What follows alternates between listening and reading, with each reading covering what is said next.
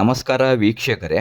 ಚಂಪಾಷಷ್ಠಿಯ ದಿನ ಬೆಂಗಳೂರಿನ ವಿಶ್ವೇಶ್ವರಪುರ ಸಜ್ಜನರಾವ್ ಸರ್ಕಲ್ನಲ್ಲಿರುವ ಶ್ರೀ ಸುಬ್ರಹ್ಮಣ್ಯ ಸ್ವಾಮಿ ದೇವಸ್ಥಾನದಲ್ಲಿ ಬೆಳ್ಳಿ ರಥೋತ್ಸವ ಹಾಗೂ ಜಾತ್ರಾ ಮಹೋತ್ಸವ ಇತ್ತು. ಚಂಪಾಷಷ್ಠಿ ಮತ್ತು ಅದರ ಮಹತ್ವವನ್ನು ತಿಳಿಯೋಣ. ಮಾರ್ಗಶಿರ ಮಾಸದ 6ನೇ ದಿನ ಸ್ಕಂದ ಅಥವಾ ಚಂಪಾಷಷ್ಠಿ ಉತ್ಸವ ಕುಕ್ಕೆ ಸುಬ್ರಹ್ಮಣ್ಯದಲ್ಲಿ ಹಾಗೂ ಹಲವಾರು ಷಣ್ಮುಖ ಸ್ವಾಮಿ ಸನ್ನಿಧಿಯಲ್ಲಿ ಜಾತ್ರೆ ಷಷ್ಠಿ ಉತ್ಸವವಿರುತ್ತದೆ. ಪುರಾಣ ಪ್ರಸಿದ್ಧ ಹಿನ್ನೆಲೆಯೂ ಇರುವುದರಿಂದ ಧಾರ್ಮಿಕ ಶ್ರದ್ಧಾ ಕೇಂದ್ರವೆನಿಸಿದೆ.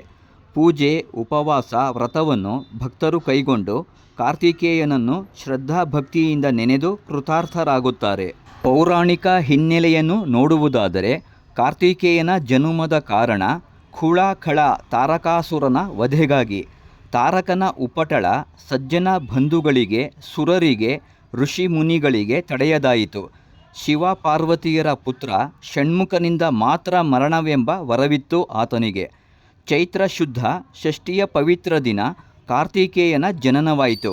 ಇವನಿಗೆ ನಾಮ ಹಲವಾರು: ಷಣ್ಮುಖ, ಕಾರ್ತಿಕ, ಸ್ಕಂದ, ಸುಬ್ರಹ್ಮಣ್ಯ, ಕುಮಾರಸ್ವಾಮಿ, ಆಶ್ಲೇಷ, ಸನತ್ಕುಮಾರ, ನಾಗೇಶ, ವಲ್ಲೀಶ, ಗುಹ, ಸುಬ್ರಾಯ ಮುಂತಾದವುಗಳು. ಹುಟ್ಟಿದ 6ನೇ ದಿನವೇ ಲೋಕಕಂಟಕನಾದ ದುರುಳ ತಾರಕನ ವಧೆ ಮಾಡಿದ ಅತುಳ ಪರಾಕ್ರಮಿ. ಇದರಿಂದಲೇ ಶ್ರೀ ಸ್ವಾಮಿಯು ದೇವತೆಗಳ ಸೈನ್ಯದ ಮುಖ್ಯಸ್ಥನಾದನಂತೆ. ತಾರಕನು ದೇವರಿಗೆ ಮತ್ತು ಮರಣಕ್ಕೆ ಹೆದರಿ ಯುದ್ಧಭೂಮಿಯಲ್ಲಿ ಕೀಟದ ರೂಪವ ತಾಳಿ ಹುತ್ತದೊಳಗೆ ಹೊಕ್ಕನಂತೆ.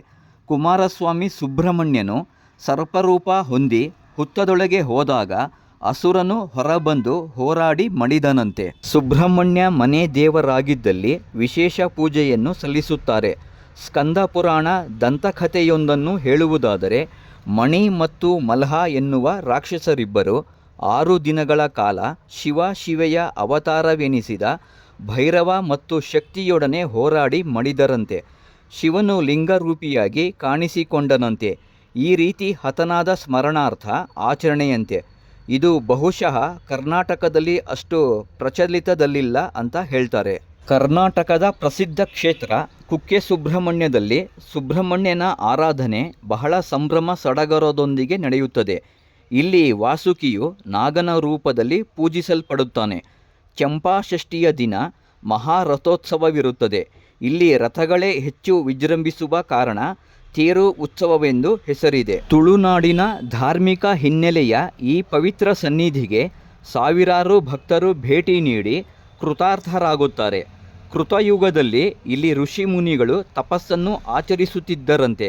ತ್ರೇತಾಯುಗದಲ್ಲಿ ಪರಶುರಾಮರು ತಾಯಿಯನ್ನು ಹತ್ಯೆಗೈದ ಮಹಾಪಾಪವನ್ನು ಇಲ್ಲಿಯ ಪುಣ್ಯ ನದಿಯಲ್ಲಿ ಸ್ನಾನ ಮಾಡಿ ಪರಿಹರಿಸಿಕೊಂಡರಂತೆ. ಗುಣಪಡಿಸಲಾರದ ಹಲವಾರು ಚರ್ಮ ರೋಗಗಳು ಇಲ್ಲಿ ಬಂದು ಸೇವೆ ಸಲ್ಲಿಸಿದರೆ ಇಲ್ಲವಾಗುವುದೆಂದು ಹೇಳುತ್ತಾರೆ. ಸರ್ವ ಪಾಪಗಳ ಪರಿಹಾರ, ಸಂತಾನ ಪ್ರಾಪ್ತಿ, ಕಷ್ಟಗಳ ನಿವಾರಣೆ, ಶಾಂತಿ, ನೆಮ್ಮದಿ, ಧನಾತ್ಮಕ ಭಾವನೆ, ಮನದ ಕ್ಲೇಶಗಳ ನಿವಾರಣೆ ಶ್ರೀ ಸ್ವಾಮಿಯ ಆರಾಧನೆಯಿಂದಾಗುತ್ತದೆ.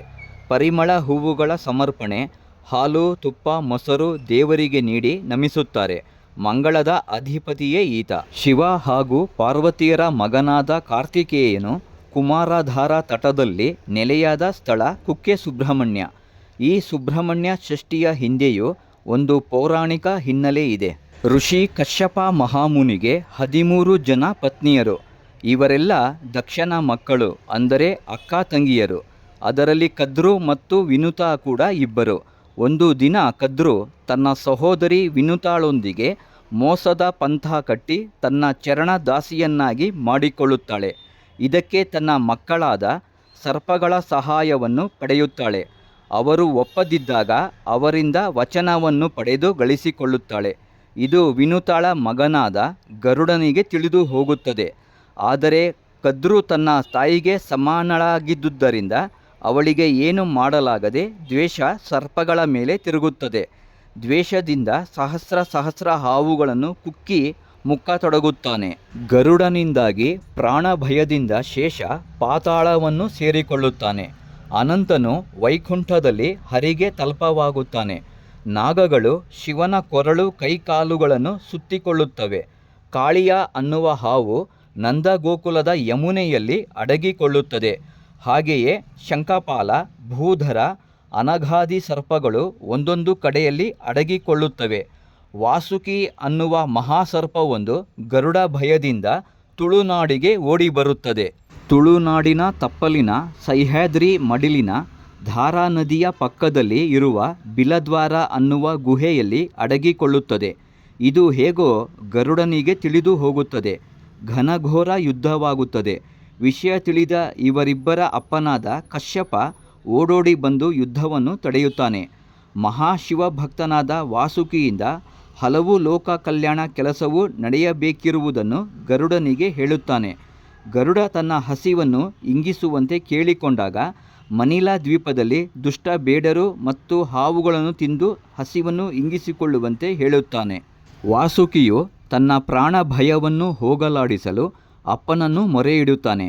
ಅಪ್ಪ ಶಿವನನ್ನು ಕುರಿತು ತಪಸ್ಸನ್ನು ಆಚರಿಸಲು ಹೇಳುತ್ತಾನೆ. ವಾಸುಕಿಯು ತಪಸ್ಸಿನ ಮೂಲಕ ಶಿವನನ್ನು ಒಲಿಸಿಕೊಂಡು ತನ್ನ ಪ್ರಾಣ ಭಯವನ್ನು ಹೋಗಲಾಡಿಸಲು ಹೇಳುತ್ತಾನೆ. ಅದಕ್ಕೆ ಶಿವನು, ವಾಸುಕಿ ಚಿಂತಿಸಬೇಡ, ಮುಂದಿನ ಕಲ್ಪದಲ್ಲಿ ಸರ್ಪಕುಲದ ರಕ್ಷಣೆಗಾಗಿ ಸುಬ್ರಹ್ಮಣ್ಯ ಸ್ವಾಮಿಯು ನನ್ನ ಮಗನಾಗಿ ಜನಿಸುತ್ತಾನೆ. ಆ ದಿನವು ಬೇಗ ಸನ್ನಿಹಿತವಾಗುವಂತೆ ಇಲ್ಲೇ ಇದ್ದುಕೊಂಡು ತಪಸ್ಸನ್ನು ಆಚರಿಸು ಎಂದು ಹೇಳುತ್ತಾನೆ. ಹೀಗೆ ಹಲವು ವರ್ಷಗಳು ಕಳೆಯಲು ಸುಬ್ರಹ್ಮಣ್ಯ ಸ್ವಾಮಿಯು ತಾರಕಾಸುರನನ್ನು ಕೊಂದು ತನ್ನ ರಕ್ತಸಿಕ್ತ ಆಯುಧವನ್ನು ಧಾರಾ ನದಿಗೆ ಬಂದು ತೊಳೆಯುತ್ತಾನೆ. ಅಂದಿನಿಂದ ಈ ನದಿಯು ಕುಮಾರಧಾರ ಅನ್ನುವ ಹೊಸ ನಾಮಧೇಯದಿಂದ ಕರೆಯಲ್ಪಡುತ್ತದೆ. ಇಲ್ಲಿನ ನರಸಿಂಹಸ್ವಾಮಿಯನ್ನು ದರ್ಶನ ಮಾಡಬೇಕೆಂದರೆ ಎದೆಮಟ್ಟದ ನೀರಿನಲ್ಲಿ ನಡೆಯಬೇಕು. ಇಂದ್ರ ತನ್ನ ಮಗಳಾದ ದೇವಸೇನೆಯೊಂದಿಗೆ ಓಡೋಡಿ ಬಂದು ವಿವಾಹವಾಗುವಂತೆ ಪ್ರಾರ್ಥಿಸಿಕೊಳ್ಳುತ್ತಾನೆ. ಷಣ್ಮುಖನ ಒಪ್ಪಿಗೆಯನ್ನು ಪಡೆದು ಸಕಲ ದೇವರುಗಳ ಮುಂದೆ ಕುಮಾರಧಾರ ತಟದಲ್ಲಿ ಚಂಪಾಷಷ್ಠಿಯ ದಿನದ ಸುಘಳಿಗೆಯಲ್ಲಿ ಮದುವೆ ನಡೆಯುತ್ತದೆ. ಮುಂದೆ ವಾಸುಕಿಯ ಇಚ್ಛೆಯಂತೆ ತನ್ನ ಪತ್ನಿಯಾದ ದೇವಸೇನೆ ಮತ್ತು ವಾಸುಕಿಯ ಜೊತೆಯಲ್ಲಿ ಕುಕ್ಕೆಯಲ್ಲಿ ನೆಲೆಸಲು ಸುಬ್ರಹ್ಮಣ್ಯನು ಇಚ್ಛಿಸಿದಾಗ ವಿಶ್ವಕರ್ಮ ಮೂರ್ತಿಯನ್ನು ಮಾಡಿಕೊಡುತ್ತಾನೆ. ಬ್ರಹ್ಮ ಅದನ್ನು ಎಲ್ಲ ದೇವರ ಸಮ್ಮುಖದಲ್ಲಿ ಪ್ರತಿಷ್ಠಾಪಿಸುತ್ತಾನೆ. ಸುಬ್ರಹ್ಮಣ್ಯ ದೇವರನ್ನು ಧರೆಗೆ ಇಳಿಸಿದ ವಾಸುಕಿಯನ್ನು ತುಳುನಾಡಿನ ಮನೆ ಮನೆಗಳಲ್ಲಿ ನಾಗಬ್ರಹ್ಮ ಅನ್ನುವ ನಾಮಧೇಯದಿಂದ ಪೂಜಿಸಲಿ ಎಂದು ಸಕಲ ದೇವರುಗಳು ವಾಸುಕಿಯನ್ನು ಹರಸುತ್ತಾರೆ. ಹಾಗಾಗಿ ಸುಬ್ರಹ್ಮಣ್ಯ ನೆಲೆಸಲು ಕಾರಣನಾದ ಗರುಡ ಬರದೆ ಕೆಲವು ಕಡೆ ಚಂಪಾಷಷ್ಠಿಯ ರಥವನ್ನು ಎಳೆಯುವ ಕ್ರಮ ಇಲ್ಲ.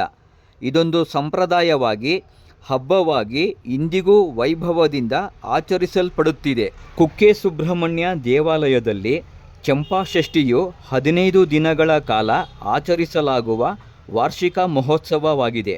ಈ ಅವಧಿಯಲ್ಲಿ ಮಹಾರಥೋತ್ಸವ ಅಥವಾ ಬ್ರಹ್ಮರಥವನ್ನು ಚಂಪಾಷಷ್ಠಿ ಜಾತ್ರಾ ಮಹೋತ್ಸವದ ಪ್ರಧಾನ ದಿನವಾದ ಮಾರ್ಗಶಿರ ಶುದ್ಧ ಷಷ್ಠಿಯಂದು ಸುಬ್ರಹ್ಮಣ್ಯ ದೇವರ ಪ್ರೀತ್ಯರ್ಥವಾಗಿ ಮಾಡಲಾಗುತ್ತದೆ. ಇದು ಹಬ್ಬದ ಪ್ರಮುಖ ಆಕರ್ಷಣೆಯಾಗಿದೆ. ಈ ಕ್ಷೇತ್ರದ ವಿಶಿಷ್ಟ ಸಂಪ್ರದಾಯಗಳಲ್ಲಿ ಒಂದಾದ ಎಡೆಸ್ನಾನ ಆಚರಣೆ. ಚೌತಿ, ಪಂಚಮಿ ಮತ್ತು ಷಷ್ಠಿ ದಿನಗಳಂದು ಮಧ್ಯಾಹ್ನ ಮಹಾಪೂಜೆ ನಡೆಯುತ್ತದೆ. 15 ದಿನಗಳ ಉತ್ಸವದ ಅವಧಿಯಲ್ಲಿ ಪ್ರತಿದಿನವೂ ಮೆರವಣಿಗೆಯ ದೇವರುಗಳನ್ನು ವಿವಿಧ ವಾಹನಗಳಲ್ಲಿ, ಶೇಷವಾಹನ, ಅಶ್ವವಾಹನದಲ್ಲಿ ದೇವಾಲಯದ ಆವರಣದ ಸುತ್ತಲೂ ಮೆರವಣಿಗೆ ಮಾಡಲಾಗುತ್ತದೆ. ಉತ್ಸವದ ದಿನಗಳಲ್ಲಿ ವಿಶೇಷವಾಗಿ ಲಕ್ಷದೀಪೋತ್ಸವದ ದಿನದಂದು ದೇವಾಲಯದ ಆವರಣದಲ್ಲಿ ದೀಪಗಳನ್ನು ಬೆಳಗಿಸಿ ಕುಣಿತ, ಭಜನೆ ಕಾರ್ಯಕ್ರಮಗಳನ್ನು ಆಯೋಜಿಸಲಾಗುತ್ತದೆ. ಉತ್ಸವದ ಆರಂಭಿಕ ದಿನಗಳಲ್ಲಿ ಮೂಲ ಮೃತ್ತಿಕಾ ಪ್ರಸಾದ ಸಂಗ್ರಹಿಸುವ ಮತ್ತು ವಿತರಿಸುವ ವಿಧಿ ನಡೆಯುತ್ತದೆ. ಅನೇಕ ಭಕ್ತರು ಉಪವಾಸ ವ್ರತವನ್ನು ಆಚರಿಸುತ್ತಾರೆ. ಸಾತ್ವಿಕ ಆಹಾರವನ್ನು ಸೇವಿಸುತ್ತಾರೆ. ಈರುಳ್ಳಿ ಮತ್ತು ಬೆಳ್ಳುಳ್ಳಿ ರಹಿತ ಮತ್ತು ಸರ್ಪದೋಷದಿಂದ ಪರಿಹಾರ ಪಡೆಯಲು ಸುಬ್ರಹ್ಮಣ್ಯ ದೇವರ ಕಥೆಗಳನ್ನು ಓದುತ್ತಾ, ಭಜನೆಗಳನ್ನು ಹಾಡುತ್ತಾ ದಿನ ಕಳೆಯುತ್ತಾರೆ. ಹೇ ಸ್ವಾಮಿನಾಥ ಕಾರುಣಾಕರ ದೀನ ಬಂಧು, ಶ್ರೀ ಪಾರ್ವತೀಸುತ ಮುಖ ಪಂಕಜ ಪದ್ಮ ಬಂಧು, ಶ್ರೀ ಸದಿ ದೇವಗಣ ಪೂಜಿತ ಪಾದ ಪದ್ಮ, ವಲ್ಲೀಶನಾಥ ಮಮ ದೇಹಿ ಕರ್ವಾಲಂಬಂ. ವಿಶ್ವೇಶ್ವರಪುರ ಸಜ್ಜನರಾವ್ ಸರ್ಕಲ್ನಲ್ಲಿ ಸಂಜೆ 5 ಗಂಟೆಗೆ ತುಂಬಾ ಜನ ಇದ್ದರು. ಎಲ್ಲಿ ನೋಡಿದ್ರು ಜನ ಜಾತ್ರೆ. ಎಲ್ಲ ಕಡೆ ಅಂಗಡಿಗಳು ತುಂಬ ಜನ ಇದ್ದರು. ನಾನು ಅಂಗಡಿಯಿಂದ ಬಿಟ್ಟಾಗ 4:15 ಆಗಿತ್ತು. ನಮ್ಮ ಅಂಗಡಿಗೂ ಆ ದೇವಸ್ಥಾನಕ್ಕೆ 350 ಮೀಟ್ರ್ ಆಗುತ್ತೆ ಅಷ್ಟೇ. ಬೆಳ್ಳಿ ತೇರ್ ಹತ್ರ ಅಂತೂ ಅದಕ್ಕಿಂತ ತುಂಬ ಜನ ಜಾಸ್ತಿ ಬೆಳ್ಳಿ ತೇರ್ ಹತ್ರ ಇದ್ದರು. ಅಲ್ಲಿ ಒಂದು ಕಡೆ ಹೋಗೋದು ಬರೋದು, ಅದರಲ್ಲೂ ಬೇರೆ ಹೋಗೋಕ್ಕೂ ಆಗಲ್ಲ ಬರೋಕ್ಕೂ ಆಗಲ್ಲ, ಅಷ್ಟು ಜನ ನಿಂತಿರು, ಸಿಕ್ಕಾಪಟ್ಟೆ ಜನ ಆ ತೇರ್ ಹತ್ರ ಮಾತ್ರ. ಆ ತೇರು ನೋಡೋಕ್ಕೇ ಮುಖ್ಯವಾಗಿ ನೋಡೋದು ತೇರಿಗೋಸ್ಕರನೇ ಬರ್ತಾರೆ ಸುಮಾರು ಜನ. ದೇವಸ್ಥಾನ ದರ್ಶನಕ್ಕೂ ತುಂಬ ಜನ ಇದ್ದರು. ಅದು ದರ್ಶನ ಮಾಡ್ಕೊಂಡು ಆಚೆ ಬರೋಷ್ಟರಲ್ಲಿ 3/4 ಗಂಟೆನೋ ಅರ್ಧ ಗಂಟೆ ಮೇಲೆ ಬೇಕಾಗಿತ್ತು. ಅದು ಹೊರಗಡೆ ಹೋಗೋಕ್ಕಾಗಲಿಲ್ಲ. ಒಳಗಡೆ ಹೋದರೆ ದೇವಸ್ಥಾನದ ವಿಡಿಯೋ ಮಾಡೋಕ್ಕೂ ಕೊಡೋದಿಲ್ಲ ಅಲ್ಲಿ ಎಲ್ಲೂ. ಅದಕ್ಕೋಸ್ಕರ ನಾನು ಹೊರಗಡೆ ಹೋಗಿಲ್ಲ. ಹೊರಗಡೆಯಿಂದನೇ ಎಲ್ಲ ನಾನು ವಿಡಿಯೋ ಮಾಡ್ಕೊಂಡಿರೋದು, ಪಲ್ಲಕ್ಕಿದು ಮತ್ತು ಹೊರಗಡೆ ಆಚೆ ದೇವಸ್ಥಾನದ್ದು ಮಾತ್ರ. ಪ್ರಿಯ ವೀಕ್ಷಕರೇ, ನನ್ನ ವಿಡಿಯೋಗಳು ನಿಮಗೆ ಇಷ್ಟ ಆದರೆ ಲೈಕ್, ಸಬ್ಸ್ಕ್ರೈಬ್, ಕಾಮೆಂಟ್ ಮಾಡಿ. ಹೊಸಬ್ರು ನನ್ನ ವಿಡಿಯೋ ನೋಡ್ತಾ ಇದ್ದರೆ ಸಬ್ಸ್ಕ್ರೈಬ್ ಮಾಡಿ ಎಲ್ಲರೂ ದಯವಿಟ್ಟು.